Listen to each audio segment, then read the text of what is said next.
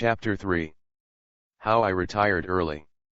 In the spring of 1999, I was scheduled to give a talk to a group of approximately 250 bankers in Los Angeles.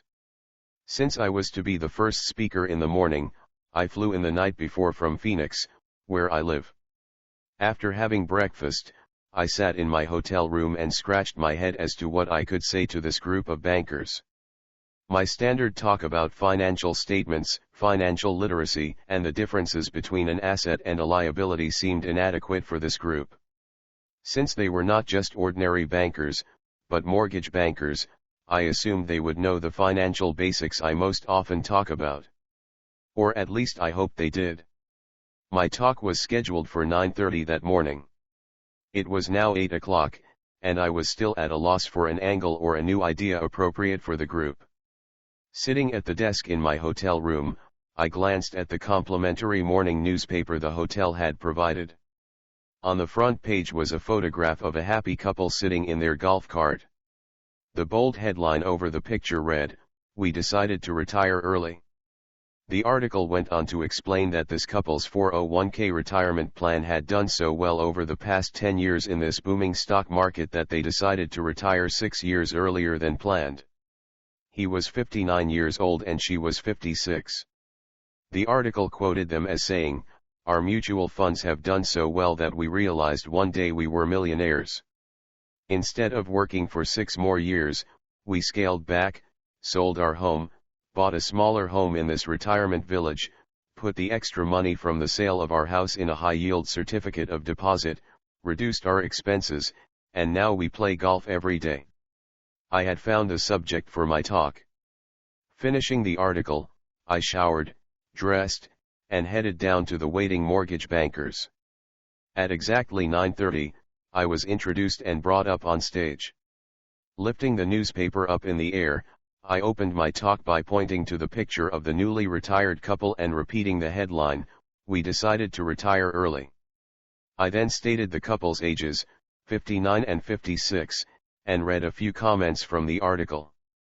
Putting the paper down, I said, "My wife, Kim, and I also retired early. We retired in 1994. I was 47 and she was 37.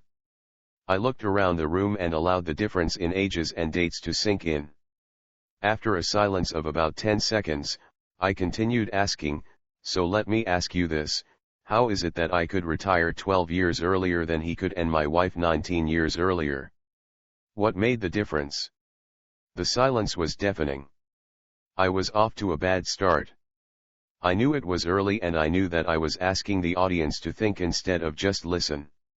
I knew that I probably sounded arrogant and cocky, comparing my early retirement to the couple in the newspaper.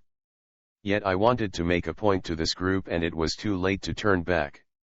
I felt like a stand-up comedian who had just told his best joke, and the audience was not laughing.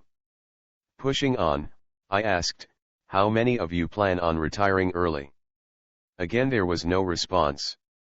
No one raised a hand. The discomfort in the room was growing.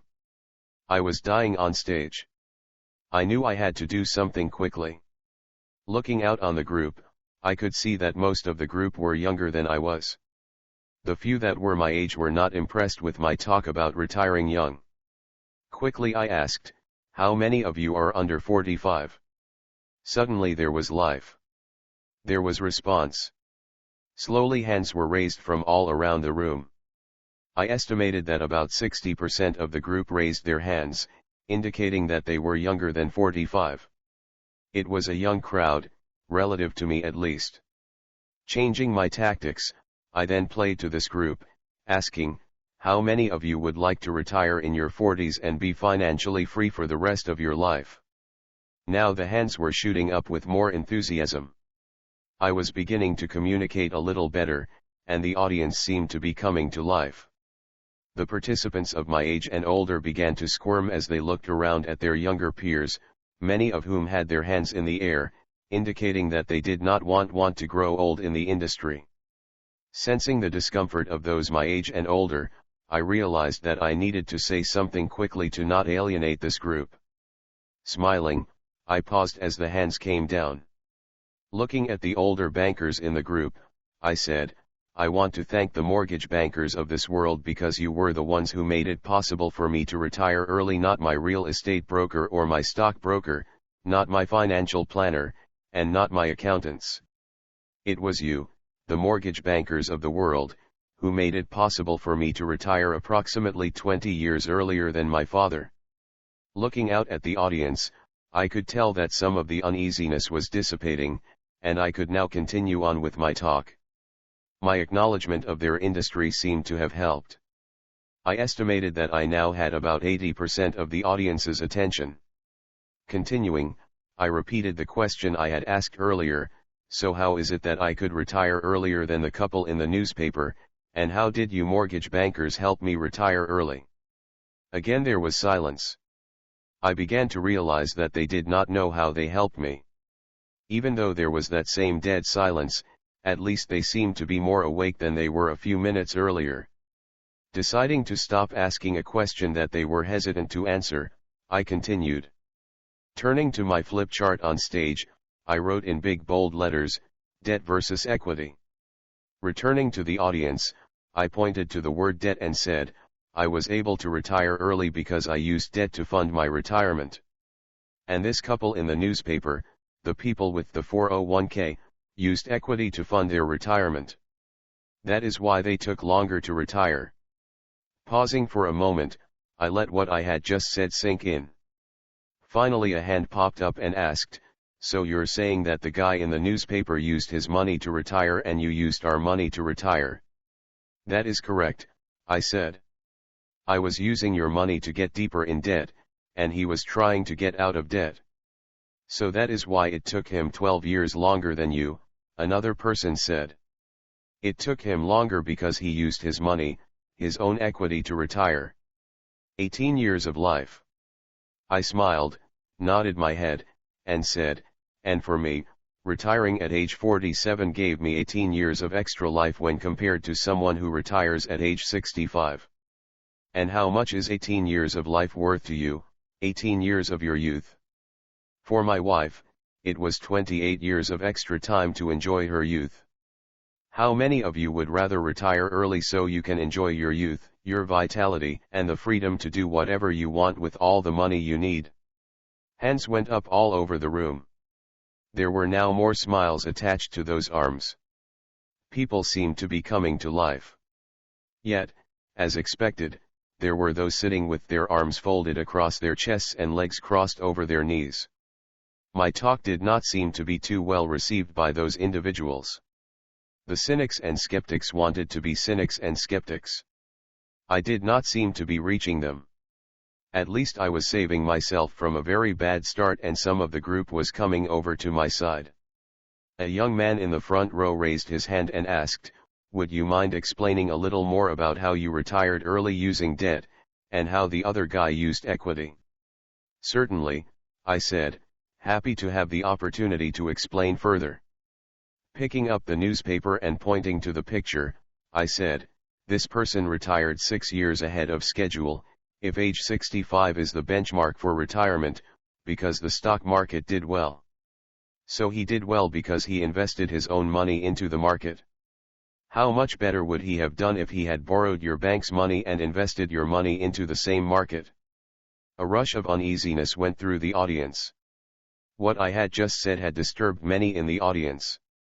The young man, now with a puzzled look on his face, then said, but we would not lend him our money to invest in the stock market. Why not? I asked. Because it's too risky, he said. Nodding, I said, and because it's too risky, this retiree had to use his own money, his equity. His retirement plan, his 401k, did well and so did his own stock picking. He did well because the market did well. The stock market did well because millions of people, just like him, were doing the same thing at the same time, so he retired early. But he took longer because he basically used his own money, his equity, to buy equity in other investments. Interestingly, he invested in investments your industry generally does not lend money to invest in because of the risk factor. You bankers don't lend people money to speculate in the stock market, Do you? Most in the room shook their heads. So are you saying he got lucky? Another person asked. Well, he was in the right place at the right age and in the right cycle of the market, I said. If and when the trend reverses, he might wish he had not retired so early. And you used our money to invest in what? Asked another participant. Real estate, I said. What else do you lend money on? You are mortgage bankers, aren't you? You're not investment bankers, are you? The young man nodded his head and said quietly, we are mortgage bankers and we lend money for real estate, not stocks, bonds, and mutual funds. But didn't the stock market go up in value more than real estate in the last 10 years? Asked a young woman sitting a few rows back from the front row. My 401k did far better than most of the real estate investments I have seen. That may be true, I replied. But your 401k increased in value because of market momentum and capital appreciation. Do you make it a policy to invest in market momentum or possible capital appreciation? Not as a policy, said the young woman. Neither do I said. I do not invest for capital appreciation only. The values of my properties do not need to appreciate in value for me to make money, although some have appreciated greatly in the same period of time and none has gone down in value like many stocks and mutual funds have. So if you do not invest for capital appreciation, what do you invest for? Asked the young woman. I invest for cash flow, I said quietly. How much cash flow per month does your 401k put into your pocket to spend each month? Well, nothing, said the young woman.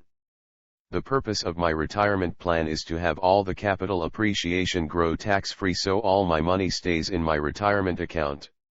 It is not designed to give me monthly cash flow. And do you own any investment real estate that gives you monthly cash flow plus tax breaks? I asked. No, said the young woman. All I have is an investment plan that invests in mutual funds. And you're a mortgage banker? I asked with a teasing smile. Let me get this straight, said the young woman. You borrowed our money to buy your real estate. Each month that real estate returns cash flow to you. You and your wife were able to retire early because you have cash flow while the rest of us are hoping for the capital appreciation of our mutual funds and hoping to retire later in life, hoping that the market does not crash when it is our turn to retire. In other words, we helped you retire early, but we do not help ourselves. That may be one way of looking at it, I replied. And that is why I am here to thank you and your industry for contributing to my retirement fund. You have contributed millions so I could retire early. I would like to have you think about doing the same for yourself. My time was soon up and I received a courteous applause as I left the stage. The room was now awake, and there seemed to be some excitement about what I had to say, especially from the young people. As I walked through the crowd shaking hands, I got a chance to listen to some of the comments about my talk. Even though they were mortgage bankers, I could still hear the usual comments I always hear from any crowd, such as, what he says is far too risky. I would never lend him any money. He doesn't know what he is talking about. You can't do that today. The market is different. He got lucky. Just wait till the market crashes and he comes begging to us on his knees. I don't fix toilets. That is why I don't own any real estate. The real estate market is overbuilt. It will soon crash. You know how many guys like him have been wiped out in real estate. If his debt is so high, I would not lend him any money. If he is retired, why is he talking to us? Poor dad's lessons. My poor dad often advised, go to school, get good grades, find a safe secure job, work hard, and save money. He would also quote other famous lines such as, neither a borrower nor a lender be, and a penny saved is a penny earned, or if you can't afford something, don't buy it. Always pay cash. My poor dad's life would have been pretty good if he had followed his own advice. But, like many people, he said what he thought were the right words, but he did not do the right things. He borrowed money to buy his house and his cars. He never invested because he always said, investing is risky. Instead he tried to save money, but each time there was an emergency, he would take the money out of his savings. He borrowed money for things that made him poor, and he refused to borrow money for things that might have made him rich. These subtle differences made a lot of difference in his life. Because of his lifelong ways of thinking and handling money, he could not afford to retire at age 65. It also explains why he had to work up until the day he was too ill with cancer to work anymore. He worked hard all his life, and for the last 6 months of his life, he fought for his life in a cancer ward. He was a good, hard-working man, who spent his life working hard, trying to avoid debt, and trying to save money. And those were the lessons about life and money he tried to pass on to me. Rich Dad's lessons. My rich dad, the man who was my best friend's father, offered different advice and different ways of thinking about money. He would say and ask such things as, how long would it take you to save $1 million? He would then ask, how long would it take you to borrow $1 million? Who is going to get richer in the long run? Someone who works all his life trying to save $1 million? Or someone who knows how to borrow $1 million at 10% interest and also knows how to invest it and receive a 25% per year return on that borrowed $1 million? To whom would a banker rather lend money? Someone who works hard for money, or someone who knows how to borrow money and have that money safely and intelligently work hard for them? Who would you have to be and what would you have to know in order to call your banker and say, I want to borrow $1 million, and then have the banker say, I will have the papers ready for you to sign in 20 minutes? Why does the government tax your savings but give you a tax break for being in debt? Who has to be financially smarter and more financially educated? A person with $1 million in savings or a person with $1 million in debt? Who has to be financially smarter with money? Someone who works hard for money or someone who has money work hard for him? If you had a choice of education, would you choose to go to school to learn how to work hard for money, or would you rather go to school to learn how to have money work hard for you? Why is it that a banker will gladly lend you money to speculate in real estate, but will not lend you money to speculate in the stock market? Why do the people who work the hardest and save the most pay more in taxes than people who work less and borrow more? When it came to work, money, savings, and debt, it is obvious that my two dads had completely different points of view. But the biggest difference in points of view was the statement by my rich dad, the poor and middle class have a hard time getting rich because they try to use their own money to get rich. If you want to get rich, you need to know how to use other people's money to get rich, not your own. A word of caution and warning, this book is not about borrowing money and getting into deep debt, although I will discuss the use of debt as a tool for retiring early and retiring rich. Leverage is power, and power can be used, abused, or feared. We should treat debt as we would a loaded gun, very carefully. Debt, like a loaded gun, can help you or it can kill you, regardless of who's handling it. Treat all debt as dangerous, just as you should consider all guns dangerous. I emphasize this because a young man wrote on my website that he had just quit his job, taken out several credit cards, and gotten deeply in debt buying real estate. He said, I am following Robert's advice and getting deeply in debt with good debt. First of all, I would never advise anyone to use credit cards to buy real estate. If you know how to invest, you do not need to use such a risky scheme of financing your investing. Although I know people who have invested in real estate using credit cards, I do not recommend this process, as it can be very dangerous. I do not recommend the process because I know many more people who have used credit cards to buy real estate who have gone broke. What I do advise is to get educated and learn how to use debt wisely. While I started this chapter talking about the difference between debt versus equity, this book is not just about debt. This book is about a more important subject for anyone who wants to retire young and retire rich. The second most important word. Rich Dad always said, the most important words in the world of money are cash flow. The second most important word is leverage. When I spoke to the mortgage bankers about using their money to retire early, I was really speaking about using their money as leverage. As a child learning from my rich dad, he spent much of his time teaching his son and me about the importance of leverage. As I mentioned earlier, Rich Dad's favorite story of leverage was the story of David and Goliath. Rich Dad would tell this story to us as often as we would listen. He would say, "Always remember, boys, that David beat Goliath because David understood the principle of leverage." "I thought he used a slingshot," I said. "That is correct," said Rich Dad.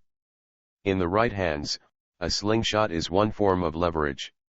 Once you begin to understand the power of leverage, you will see it everywhere. If you want to be rich, you must learn to harness the power of leverage." Rich Dad also drummed into our heads, even if you are just little guys in the world, you can beat the big guys if you understand the power of leverage. As we got older, Rich Dad had to find other examples of leverage. In order to make his lessons about money interesting to his son, Mike, and me, he would often use subjects that we were interested in to teach us his lessons. For example, when the Beatles first came to America in the 1960s and the kids of my age were going wild, my rich dad was impressed at how much money they were making. During this lesson he said, "The reason the Beatles make more money is because they have more leverage." Rich Dad went on to explain that the Beatles made more money than the President of the United States, medical doctors, lawyers, accountants, and even himself because of the financial principle of leverage. Rich Dad said, "The Beatles used television, radio, and records as leverage. That is why they are rich." It was his son, Mike, who asked, "Are television, radio, and records the only form of leverage? Do we have to become rock stars to become rich?" I asked. I was 16 at the time and knew that singing was not my strong suit. The only instrument I could play was the radio. Rich Dad laughed and said, "No, you don't have to become rock stars to be rich, and no, television, radio, and records are not the only forms of leverage. But if you want to become rich, you have to use some form of leverage. The difference between the rich, the poor, and the middle class is the different forms of leverage each class uses. The rich are richer simply because they use different forms of leverage, and they use more of it. This book is about leverage." Rich Dad would repeatedly say to his son and me, "Financial leverage is the advantage the rich have over the poor and the middle class." He would also say, "Financial leverage is how the rich get richer faster." The first books in the Rich Dad series focused on cash flow. This book will focus more closely on the word leverage because in order for you to retire young and retire rich, you will need to use some form of leverage. It was leverage, not hard work, that allowed Kim and me to retire early. The next chapter will go into a few more examples of leverage. I started this chapter with the story of my talk to the mortgage bankers and how I used their money rather than my own money to retire early. That was an example of using debt as a form of leverage. The problem with leverage is that it is like a two-edged sword which can cut in either direction. In other words, a person can use leverage to get ahead financially, but that same leverage, if misused, can cause them to fall behind financially. One of the main reasons the middle class and the poor work harder, work years longer, struggle to pay off debt, and pay more in taxes is because they lack a very important form of leverage, the leverage of financial education. So before you run out and borrow money to invest in assets, please know that debt is only one form of leverage and that all forms of leverage have a sharp edge on two sides. To repeat something my rich dad said, who has to be financially smarter and more financially educated? A person who has $1 million in savings or a person who has $1 million in debt?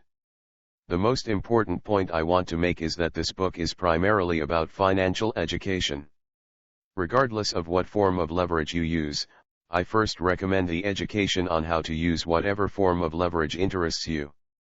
A suggestion, Rich Dad said, if you want to be rich, you need to know the differences between good debt and bad debt, good expenses and bad expenses, good income and bad income, and good liabilities and bad liabilities.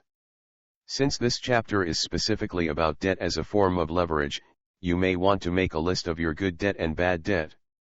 If you are not familiar with the distinctions between these concepts, good debt is debt that puts money in your pocket every month, and bad debt is debt that takes money out of your pocket every month.